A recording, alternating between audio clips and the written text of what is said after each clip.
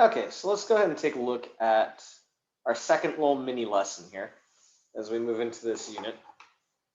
So let's take a look at what happens if we go to graph our other version of a cubic or a cubed root. So let's take a look at what happens if we graph the cubed root of x. Keep in mind that's the same thing as x to the 1/3. So our basic parent graph is going to look very similar to our cubic, but it's going to be turned on its side.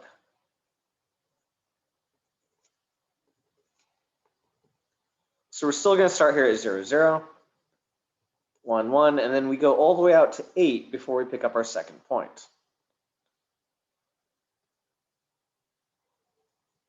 So it looks very similar to a square root on this side. It starts out pretty much vertical and then arcs out as we go. So that's half of it. But if we plug in a -1 instead, we come down to -1. If we go all the way to -8, cubed root of -8 is -2. So 1, 2, 3, 4, 5, 6, 7, 8, and 2.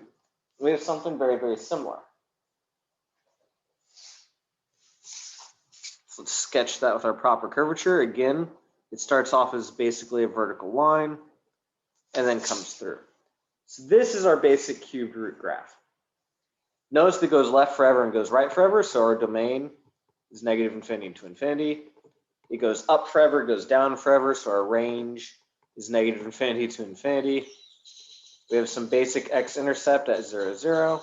We have a basic y-intercept at 0, 0. So again, I'm not going to go in a lot of detail on the graphs. At this point in time, you have enough skills, you can apply transformations. So just keep in mind that we still have our same rules. Something inside is going to shift the graph left or right. So this would be a horizontal shift of 3 units to the right.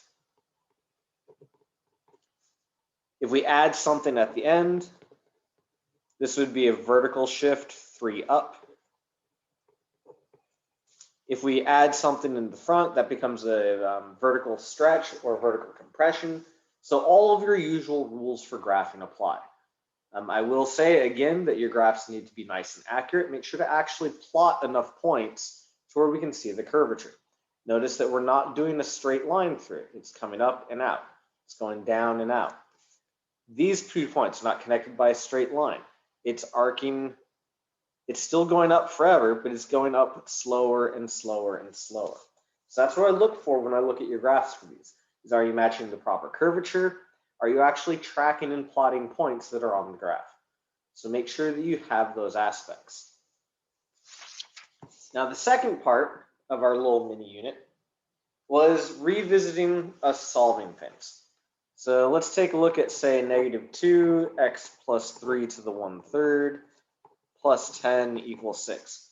If we're solving something involving cubed roots or cubes, we use them to cancel out each other. This is kind of what we talked about when we talked about polynomials, how we can get rid of any kind of rational exponent by using its reciprocal. So I know eventually I'm going to raise both sides to the 3/1 to cancel this out. We still need to isolate whatever's being raised to that power before we can do anything else. So we need to get rid of any adding or subtracting. We need to get rid of any multiplying or dividing that's in the front, and then we can use the reciprocal powers. So in this problem, I would subtract 10 from each side.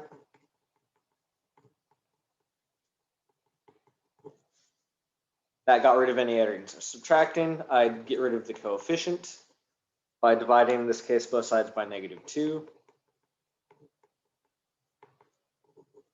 Now I can raise both sides to the reciprocal power. So we have a 1/3, this would be a cubed root. So I could raise it to the 3/1 power instead. These cancel out, leaving us with x plus 3 equals 8. And then I can simply solve the remainder, and I would get x equals 5. So again, this is nothing new. It's the same kind of thing you've been doing. Just make sure you do things in the proper order. First step is to isolate whatever is being raised to the strange power. So get rid of any adding or subtracting, then get rid of any multiplying or dividing, then use the reciprocal power to cancel it out.